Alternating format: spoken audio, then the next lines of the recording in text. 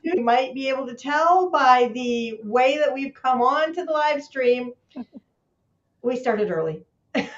Yeah, we're already having fun. We are, and we're catching up because Jeff and I are joined today by Erin Longmoon, the CEO of Zephyr Connects, and we are going to talk about hiring today, hiring and retention today, because the market has completely flipped from what it was before the pandemic. Today we have issues like quiet quitting, the buyer's market, and as business owners, it's very challenging because there's nothing else that's challenging as business owners right now. Yeah, right. Yeah, sure. Yeah. Okay. So we brought Erin back because she is our HR guru. And Jeff and I are very grateful that she's here, and we have lots of questions to ask. Yes. Oh, And yeah. yeah, yes, we do. But this started with a situation that a friend of mine shared with me. We went to lunch, and she was talking about the fact that they needed to hire. Her business was open all through COVID. They were an essential business, and so they were open all through COVID. Not only open, but physically in person and growing because her business is one in the hiring process. And she said that recently, when there have been people coming and interviewing for roles because they're growing, they have not come in for an interview and a conversation and finding out what their role is so much as making demands about what they expect or what they need or what they want out of this role. And that's when Jeff and I started talking about it and said, it's time to bring Erin back because we need the expert on this, because Jeff and I can talk about hiring, but we're not the expert that Erin is. The Erin. Welcome. Yes. Woohoo. Thank you so much. Pardon? I said, welcome to Inflection Point Moments. Thank you. I'm really excited to be back and really excited to dig into this topic as well. Yeah. Yes. So let's start with this. When you and I talked about it and I brought up the story of what had happened, you said, yes, this is about the buyer's market that's out there now, which I think is really interesting because I was familiar with a buyer's market or a seller's market in real estate, but I never, well, first of all, I don't know that of many times that there would have been a buyer's market before. But hearing that word just really made a light bulb go off. So can you talk to us a little bit about the buyer's market in hiring and retention at this point? Yeah, definitely. Happy to. So the concept is exactly spot on about with real estate. It's really a similar idea or concept. So as you know, in real estate, sometimes you have a seller's market where the seller really has all the power in the negotiation. They have all the power in setting price and all of that. I don't know what that is. Some theme music, apparently. Some websites just start playing music. Woo, I love it. Let's start dancing. I was just going to say, who is that? And then I was like, oh, why is that little microphone thing on this browser that's not on the one? So it was you. Okay, good, because I wouldn't know what to do if that were me. Yeah, I was like, all right. So, oh my gosh, Jeff. Thank you for that. No reason, interject a little party in here. That's awesome. This is like what Rhonda and I talk about. We both tend to have like 100 Safari browsers open at a time. Yeah, right. One of them just decide to play music. I love it. So serious, you're messing up your train of thought. That's okay. I can get right back. I can get back there. So as you know, though, the real estate market ebbs and flows, and the work market is the same, so there's times when employers, same thing, and really has been most of our history, has all the power, right? Like they're the ones who determine the salaries, they determine the terms of employment, they usually are able to drive the relationship. But since the pandemic, and for a variety of reasons that I think we dug in a little bit in our last time we met, but we can also dig in again today, that has completely flipped. And so now it's really an employees market. And I mean, it's really basic, I don't know, basic information about like the higher your demand, right? The people on the other side of that have the power. So right now there are more employers needing employees than there are employees needing a job. So that allows the employees to drive the relationship and to drive the negotiation. So that's generally what a buyer's market, or basically an employees market, means. And actually, since you talked about that, it's kind of like once you see a black car, then you see tons of black cars. Yeah. Right. I have been seeing Right. more articles and just more information out there about this fact. And it's not because of the pandemic that exacerbated it, Right. but it's Right. population related that is causing this. Our population is not what it once was, and we're not bringing in as many immigrants as we had for at one period in time. And so there are reasons why there aren't as many people in the marketplace, and therefore the price for those people who are in the marketplace goes up. Yep, exactly. It's supply and demand. Yes, that's what it is. It's basic economics, right? Which I'm no economist, so bear with me. But it is the same exact concept. And you're right. I mean, there's actually a number of factors that I think are going into the situation that we're in right now. I mean, on one hand, we've got record low unemployment, which, on paper, that looks amazing, right? It's like, woohoo, not very many people are unemployed, and that's good for the economy, things like that. But at the same time, like you said, Rhonda, the population has shifted one from a much larger population of people who were sort of in the working phase of life to less and less of those people. So, there's a number of reasons too. There's also a lot of people that during the pandemic intentionally left the workforce or were forced out and decided to try their hand at doing something autonomous, like, being a solopreneur or working in some kind of a SaaS type of setup like Uber, or there's a plethora of them in bigger cities. So there's a lot of people who love that freedom. So I really think you can't point your finger at one reason. There's multifaceted reasons why, some people also needed to go back and homeschool their kids because their kids couldn't go to school. And maybe that's actually working better for their family, right? So they're going to stay that way. So there's a lot of factors, but I think generally you're right. There's just far fewer people who need jobs than there are jobs that need people. So that is, whatever the reason, that is where we're at for sure. So like you said, that drives up the price, it drives up the value for the employees, like what it is that they need and want. And it isn't just money. I think we should definitely touch upon that. I think a lot of current research that's coming out is starting to show that although money is important and you must be competitive, it really isn't much of a choice anymore. But they do, like you said, have demands. They want more than just good money, because that doesn't, fulfill. It doesn't fulfill from the inside out, from the inside. So they're looking for a lot more than just a great paycheck. So what are some of the things they're looking for, Erin? Since you opened that door, let's just Since I opened that door, what are they looking for? So again, it's individual, but generally speaking, they are looking for, we've talked about this last time, work-life balance. So I think, demanding that our employees work more than a 40-hour work week is kind of, hopefully, in my opinion, honestly, going by the way of the dodo bird. And I know some industries are just not built around that, like tax season for CPAs, right? Like it is just a crunch time. And I think that, you've got some industries that are just like that, right? And we've got to figure out maybe some solutions there. But across, just generally speaking, work-life balance is becoming more important. And I think that became really evident with the pandemic and people understanding that they could juggle a job and have more time with their family and, have what would be more of a feeling of a complete life than just, ticking that away at the clock at their job.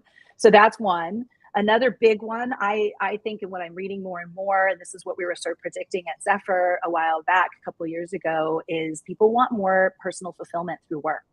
And if they're not going to get it through work, then work becomes less important to them. That's the whole sort of maybe part about quiet quitting, which we've been hearing a lot about. So they want fulfillment in life. And if it can't come from work, they'll look elsewhere for it. So by providing, if you can, like maybe I'm going into solution mode, but if you can find a way to connect the work that someone does to a bigger purpose and helps them feel that sense of fulfillment, then that's really helpful with retention and even hiring, actually. But I'm kind of digressing off of the list. Some of the other reasons are, the pandemic just brought up a lot of stuff for people with their families. So sometimes, their family dynamic, their whole family structure has needed to change. Whether it's, like I said, having to homeschool your kids, maybe they went off online, it's actually working better, or you just fundamentally don't want kids back in school just yet until you really know this pandemic is over. Things like that also are bringing people out of the workplace. But so those are some ideas. Well, some people have children who are not school age yet. And so that in and Right. of itself is going to be a situation where, depending on what the role was that whichever parent is staying home, because it doesn't have to be mom, it could be mom or dad, but Totally. depending on the role that the stay-at-home parent has, it may be smarter for them to stay home than pay for childcare. That's another thing that could be a challenge for them to find. Right. It's not like life wasn't complicated enough before the pandemic, but Right. all those things that we just kept going, we didn't really pay much attention to. Yeah. Even more complicated and complex now. Yes.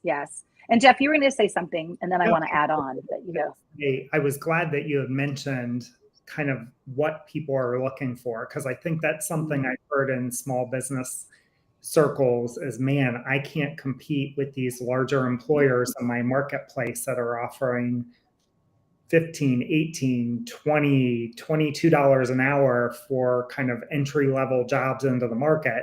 My small business handle that. And it's really nice to hear what you're seeing in the marketplace around some of these things that are other than money. Yes, you've got to be competitive. Don't offer someone a $7 wage in marketplace. However, there's some other ways that you can attract and quite frankly, probably retain talent, where smaller business can be more nimble than some of the much larger companies that are a little bit slower to kind of change with the times. Right. Yeah, definitely. I think small business employers are really uniquely placed and have a unique advantage if they're strategic and smart, and see it, and then do the things that they need to do to either enhance, pivot, shift, add, whatever's missing to make their place of employment a true great place to work, a truly attractive place to work. And I think, for some of our clients who really have this honed in, their attrition rate has been much lower throughout this whole, 3-year season that we've been in. And we have their hiring cycle is shorter. Like, we can fill their roles a lot faster so let's get into some terminology here. Value proposition, your employee value proposition, right? It is what you can offer an employee, what makes you unique, what makes you a great place to work. If you can hone in on what that is and come up with really clear messaging to share that, then you'll find, you get better hiring, better attraction to your open positions, and your retention is better as long as you're living it as well. You can't just talk about it. You got to be it. You got to really live and have your company really embody whatever this value proposition is that you're putting out there. Because lip service is figured out pretty fast. I mean, the other thing about this is employees are savvier than they ever have been because of the internet and the ability to educate ourselves. Now, and that's good and bad on some levels. Like, back in the past, people weren't necessarily as savvy about what was going on in their industry because they couldn't just look up salary research on their industry, for example, right? And now they know this. So if they get into a workplace and you aren't delivering what you promised you're going to deliver, they're going to leave, and they can leave quickly and get another job within a week or two, right? Like, the risk to an employee is significantly lower right now than it is to an employer. And so it's really important to realize that.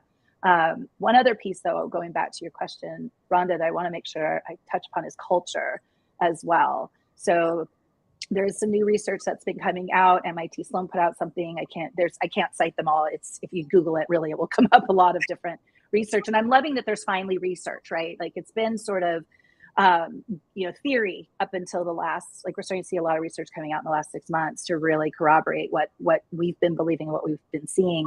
But culture fit and having a great culture is becoming one of the number one things that employees are actually looking for.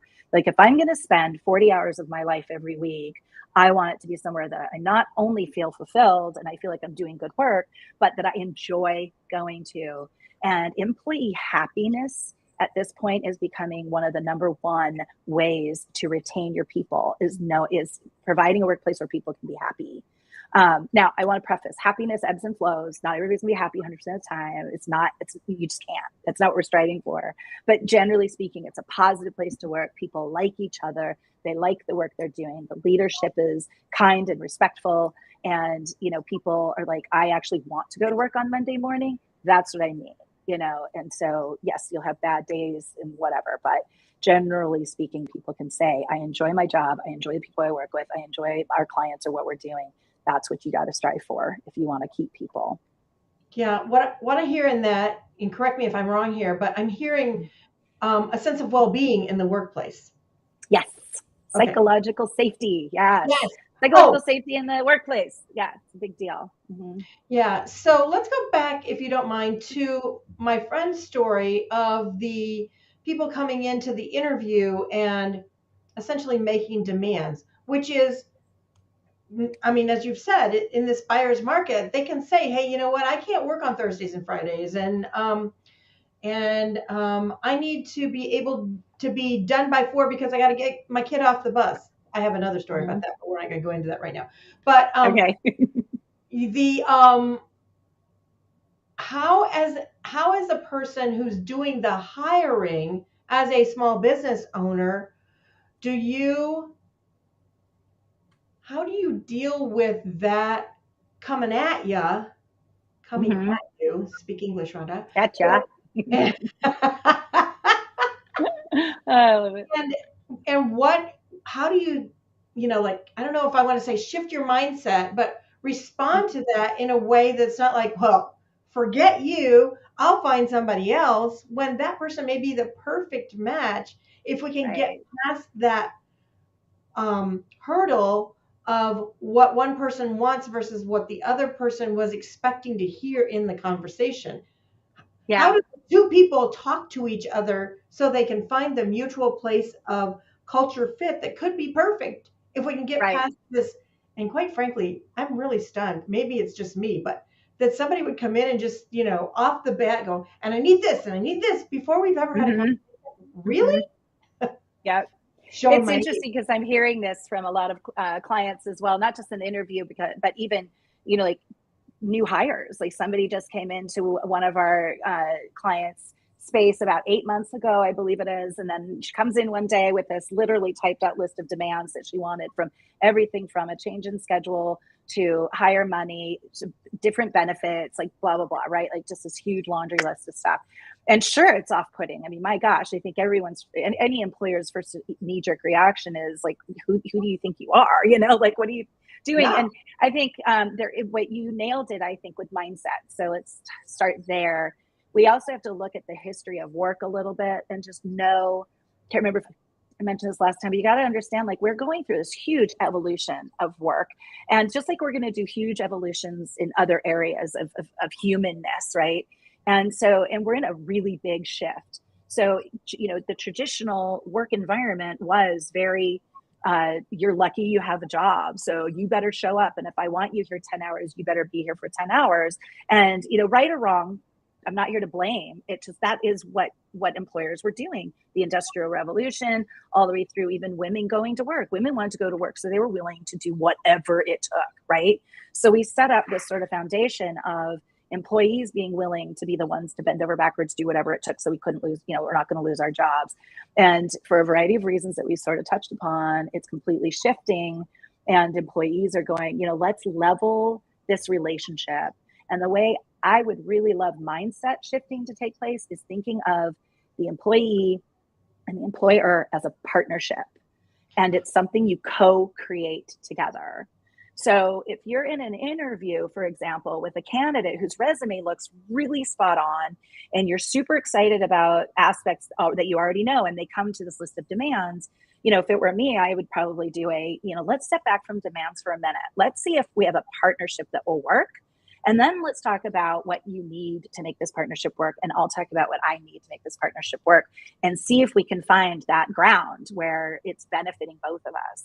But before we go there, let's take a minute and date. Let's have our interview. Let's find out if we're a good fit for each other. And I think if you're just really transparent and open about it, and if somebody's like, okay, wait a minute, you want something more from me than just to use me as like slave labor, right? Like, okay, I'll meet you there. And if they say no, if they stay focused on demands, that right there is probably not the right culture fit for you, right? So you've just dodged a bullet, right? And if that's all they care about is this list of demands, and they don't want to help be a part of something you're trying to grow or achieve, then yeah, go a different way and keep looking for that partner.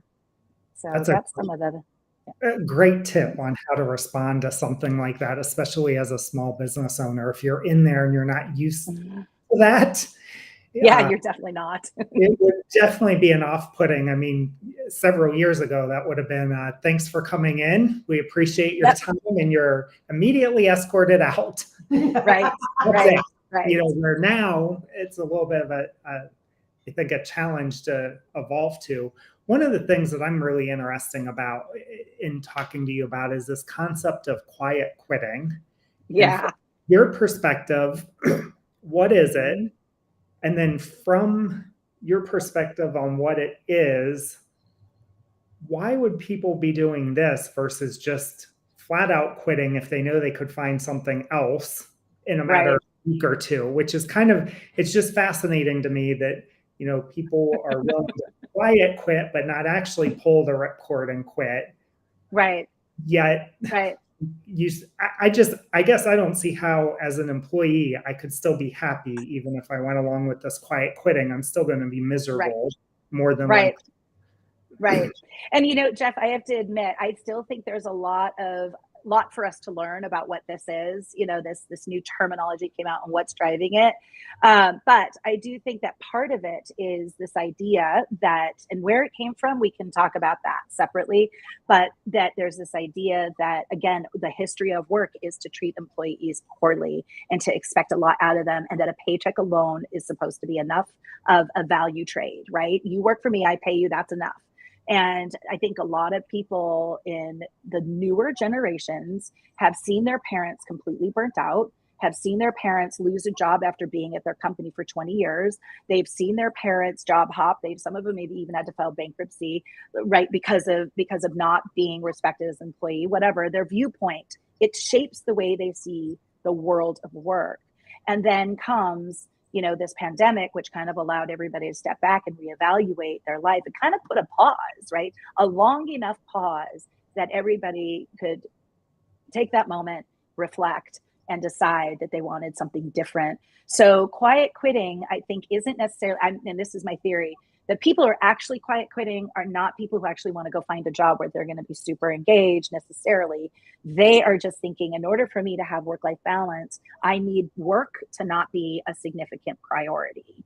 So I am not going to go above and beyond. I'm not going to try to climb the ladder, because if I climb the ladder, they're going to expect 80 hours of me or 60 hours out of me, right? If I go there, my whole quality of life is going to suffer. So why bother? And if all they want from me is this sort of like little list of things that I do on my job description, great, that's what I'll give them, and that's all I'm going to give them, and I think that, and I think there's probably more to this story that we'll learn in the next, again, same thing like the pandemic, like 12 months from now, as to what's truly driving it. But what I'm reading, what I'm taught, when we talk to candidates, when we talk to our clients, I feel like there's something in there that has to do with this space of, if I devote so much of my time and my life to work, it doesn't actually pay off in the end. It doesn't give me the return, like the ROI isn't there. So why bother, So I don't know. I'm open to, I know, Rhonda, you read a ton about this stuff too. So I'd be curious if you're hearing something different than that, and you as well. Actually, I think this is a really interesting topic for a lot of reasons. I have two places that I would like to go with this. Number one, I don't think, and quiet quitting is there's like, my brain is going so many different directions right now. Mm-hmm, So mm-hmm. is quiet quitting the same thing as a disengaged employee that Gallup talks about? And there may be some similarities between those two things. Mm-hmm. Disengaged employee is somebody, Erin, you probably can say this better than I can. A disengaged employee is someone who is not completely committed and going the extra mile for the company that they work for. They are literally doing what is needed, and that's it. Right. That's what they're getting paid for. Right. Yeah. Exactly. And especially in a lot of roles where we're not asking that person to cure cancer. We're Right. asking Right. that person to do something that needs to be done in the organization, and it's an important thing. But until we spend the time as the business owner to help them see why this is really important for us Mm-hmm. to reach the mission of our organization, Mm-hmm. they feel like a cog in the wheel. Exactly. So Yes, there's I think that. you're right. Yeah. Mm-hmm. There's another part that of me that says, you know what, at certain times at certain seasons of your life, maybe you're not going to be spending 12 hours a day at work.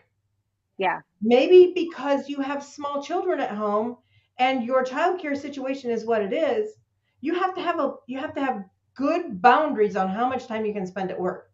This does not mean that you don't care about the work you do. It Right. means that you're balancing, and that's that whole work-life balance, living a complete life thing that you talked about earlier. And then the last thing on quiet quitting is there are people that I know who were climbing the ladder. There are four Mm-hmm. of them specifically that I would tell you their names, but I'm not going to right now. Yeah. Yeah. Who were climbing the ladder, who had been very successful in climbing the ladder, and they got to a place where they said, the trade-offs I got to make Mm-hmm. in my life to do what I'm doing in work, when basically, and one of them specifically said this to me when they walked away, because I'm not calling it quitting, even though that's what they did. They quit, but they walked Right. away. They made a conscious decision that I'm not willing to play this game anymore, because if something happened and they canned me, there'd be somebody coming right up behind me to take my role. They will Right. not miss me for an instant. There will not be Right. a beat where they're missing things. And this was four incredibly talented young men who are in the Columbus Metro that did Wow. that. And it was a year or two before the pandemic when they did it. Yeah. And I know a number of people who've done the same thing for the same Mm. exact reason. I even just saw, I was at a CEO luncheon and the speaker was talking about the exact same story, you know? And so I think that speaks back to the idea of partnership for one thing. Like if you really feel like you're partnering with your employer and the employer's partnering with your employee to achieve a common like goal, then, you know, that helps a lot with them feeling like they're connected to what's going on and why their role is important, even if it is like, you know, the person who's entering the bills in the accounting system, or whether it's the person who's making sure there's copy paper in the printer. It doesn't matter. Every level is really, really important. And I Right. think that that's also part of, you know, the mindset shift the employers really need to have is you cannot have a successful business without people. You have an idea and that's all you have. You can't deliver it, you can't grow it, you can't improve it, you can't innovate. You can do nothing without people. So if you can see your people as your greatest asset and treat them like partnerships, I'm not saying you have to make them partners, obviously. I just mean the relationship is a partnership, right? Right. Then that helps, I think, a lot of that. The other thing, this is kind of going back 2 steps, so I hope it doesn't confuse people who are watching a little bit. The other thing that's significantly different about our life now than it was in the past is we have so much access to things like leisure activities, right, than we used to have. Back in the day when you came home, you had to cook a home meal. Like it took a couple of hours to cook a meal to feed your family, or you had to go and work in your farm after you came home from your factory job, or you had like work was just sort of a dusk till dawn kind of, or a dawn till dusk kind of thing, you know? And now it isn't as much. We've got, I know, yeah, well, for some people, for sure. So it's like, you know, that is a part of it too, is now we can get meal kits. We have so much convenience that we've opened ourselves up to now having more leisure. And I honestly think, you know, think about it as you're an employee, right? You're like, I have this one life to live. What do I want to do with it? And I don't want to be on my deathbed when I'm 85 thinking, wow, you know, I did great at work, but I didn't play. I don't know my kids. I don't have very many friends. Like I really didn't have a lot of joy, a lot of happiness. You know, I think that's a part of what sort of the pandemic opened up, is those existential questions. And then here we are, we've got access to all these cool things to do now. I mean, my gosh, you can take pottery, you can, you know, paddleboard, you can skydive. I mean, we just have access to so many different things that people are like, well, that's way more fun than going to my job, right? So I think there's a little element there too that we have to remember. The whole culture of everything, the economy, the way we do work, the way we do industry, the way we do everything is completely shifting. And you know, I think about AI and automation and how that impacts things too. So it's complex moving parts. There's no one like right explanation or one right solution either. But this is why mindset has to start to really shift and go, how do we work with this then? How do we become partners in this and work with this? Yeah. Yeah. Yasmin Robles. I'm sorry, Jeff, were you going to say something? Yeah. No, go ahead. I just saw. Okay. Yasmin Robles has a great comment. Thanks, Yasmin, for sharing this with us. She says, in my experience, everyone I've asked about quiet quitting has said that they're now doing what they were hired for. They're tired of, quote, playing the game with no real idea if they'll ever get rewarded for it. Yep. I mean, and you know, I'll be honest, that's a big one in small business too. So we can't, like, let's not just say that's a corporate problem. That's actually a really big issue in small business, because, you know, I'm a small business employer and I have a small team and we're trying to achieve these really big goals. So sometimes I'm asking my team to do things outside the guardrails of their job description, you know, and so I think that you're totally spot on, Yasmin, that I think a lot of people are doing that. They're like, I was hired for this job. They keep asking me to do more. They're not paying me more. I'm not getting bonuses. I'm not getting whatever it is that I want to recognize the fact that I'm doing more. So why should I? And I think it's a valuable question. Like, I don't know. One of the reasons why I'm an employer and not an employee is because I would be that person, just so y'all know, as we're talking about this, it would be me, number one person. I'd be like, this is what you hired me for. What more do you want from me? And if you want more, I'll give it. But what do I get in return? And that's, again, goes back to the idea of partnership. And I don't like the game of tit for tat. That just is sort of negative. The positive side of that coin is, great, let's partner together and figure out how to solve this problem. My small company needs some problems being solved right now, and this is the team we have. So what can we do as a team to solve this problem? And then you get so much more buy-in. I think, you know, when my team, we had a down summer because everybody decided to go on vacation. So, okay, no one's hiring during June and July. I know, I don't blame them. They all went to Italy, I think. But, you know, so we're like, okay, we really need to like get the word out about us. We need to network. We need to go back and ask for referrals. We need to do some things to kind of get us through. And, you know, when my team came together and we're like, here's where we're at. Here's where we need to be. What do y'all think? They're like, I'll do some cold calls. I'll call our clients. I will go help build a list of potential companies that could be of interest to us. And like the whole team rallied together because there is this sense of partnership and they're all in this together. This is not my company and they're my team. This is a we, you know, we are trying to accomplish our goals. So I don't know, Yasmin, I'd be curious if you're still here, like what you think of that, that sort of response to this whole playing the game kind of a mentality that's going on.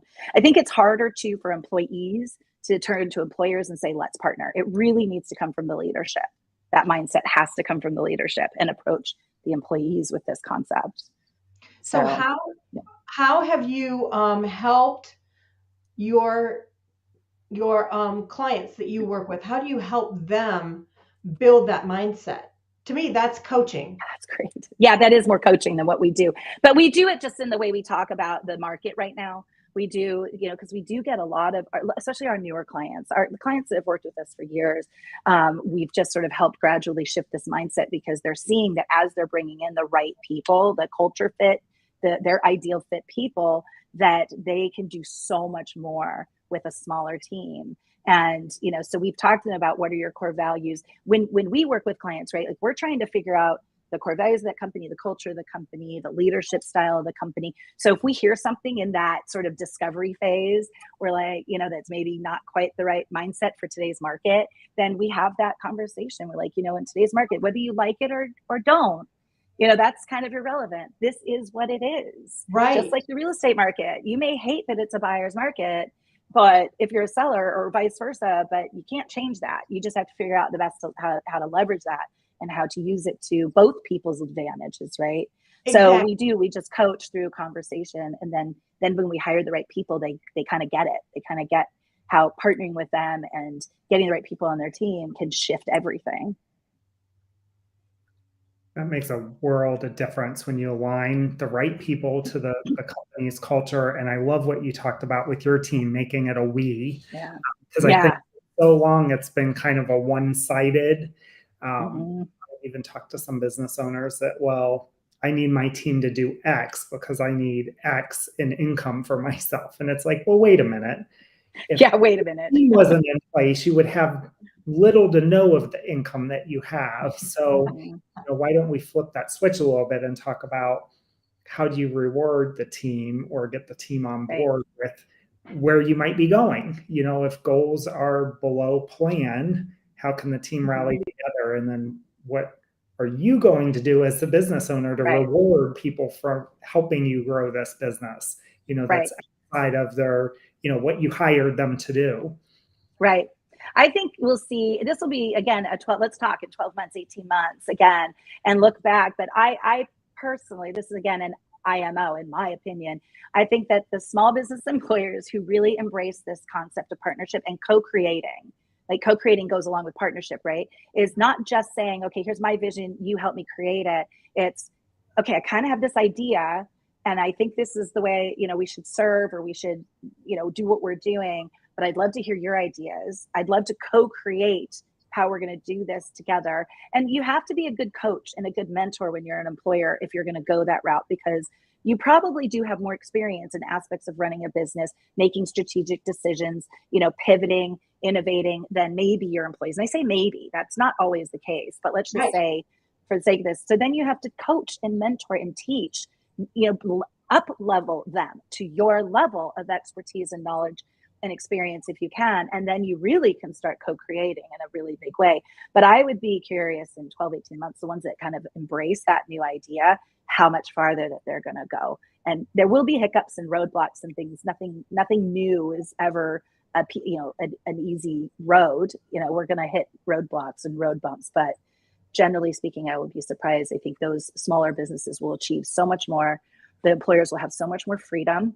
They'll be able to trust their employees and their team to run their businesses for them, and to always, because they've got the buy-in and they co-created the vision, they know that they're doing the right things to get them there, while they, do maybe go have their first vacation ever with their families, or something like that. And I think that also speaks to the other side of that, is I think a lot of employees do not understand how hard it is to be an entrepreneur. And I've done both. And I'm here to say being an entrepreneur is the most challenging thing I've ever done. It is emotional. It is hard. It just pulls you in different directions. It taps all of your expertise.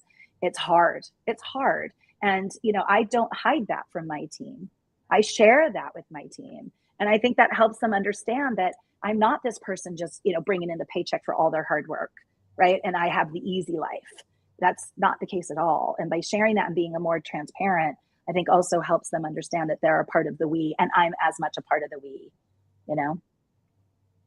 That we all did within that organization, we all have different roles and different responsibilities, but we're all part of the we together. Right. And that whole idea about having a fully formed idea, concept, vision, and then bringing it to the team and saying, hey, execute this.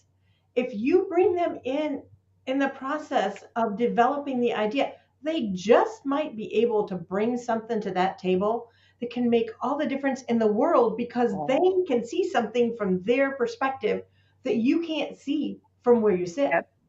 Yep. And it will be so much better and so much more successful if you allow them into that process, not to mention the fact that they're bought in on it. Yes. Which is huge, right? Like data does show that. I don't cite a lot of data, but data does show that when you've got buy-in. I mean, this is even with parenting, right? If you've got kids and your kids buy into the rules of the house or whatever it is, they're far more apt to follow through with those rules because they feel a sense of ownership. Like, this is something I helped create, and this is just human nature. You know, this is how we as humans get that fulfillment, which fulfillment is super important right now, you know, and it should be, right? I mean, that's a big part of sort of the self-actualization of being a human, is feeling like you are fulfilled with what you're doing. And if you do feel fulfilled rather than just checking boxes on a job description, you're going to have a lot less quiet quitting, you know, and people just kind of disengagement. Yep, absolutely. Yeah. Well, we are thrilled that you've been with us today, Erin. We just kept going and going and going and going. I know we did. Thanks so much. All day together on this. Sorry? We could probably spend all day together on this, on a multitude of topics. There's no doubt about that. And Jeff is really jealous because Erin is sitting in my living room doing the live stream today. So yeah, we're going to have lunch together afterwards, and poor Jeff is in his office at his house having his lunch. I feel left out from the party. So the next time you're in town, Erin, we got to make sure Linda gets invites to both of us. I'm just giving her a hard time now. Yeah, she knows me well enough that I can do this, and it won't be like you jerk. It's all good. It's all good. I can take it because we know that it will go back the other way at some point in the game. Oh yeah, so. always. Yeah. No worries whatsoever. But we are really thrilled to have Erin with us. Erin is going to be one of our curated experts in the Inflection Point Hub. So for those who are small business owners that are looking for a community where they can find the support and come together with others that are struggling with the same kind of things, because as Erin was talking, you know, you are not the only small business owner who's struggling with the hiring process, retention. Everybody is right now. Yeah. Having those who can speak into it, Erin being a great example of that, is part of what makes the Inflection Point Hub the value that it is. And thanks so much for being with us. Poor Jeff did not get a whole lot of time to talk today. I'm sure we'll make up for that the next. I'm a talker, you guys. Sorry, I do. I talk a lot. When all three of us are together, or just Rhonda and I, because all three of us are talkers, we could go on forever. And so much great insight today that you provided, and super excited to have you part of the Inflection Point Hub as well. Yeah, I am so honored. Thank you. I am really excited to be a part of it. I can't wait to get involved in your community. So this is it for today. Yep. Next week, we're bringing on Maritza, talking about law for small business. So, and that will be another great time. Jeff will probably get a whole lot more talking in, because that's more his area of expertise than me. So, and if you have questions about the law, please post them in the Inflection Point Hub company page on LinkedIn, because we'll bring them up then with Maritza, and that'll be great. Okay. See you next time, folks. Wow. Free legal advice. Nice. That's awesome. You're going to be posting. Is that what you're saying, Erin? I said, yeah. I was just saying free legal advice is priceless.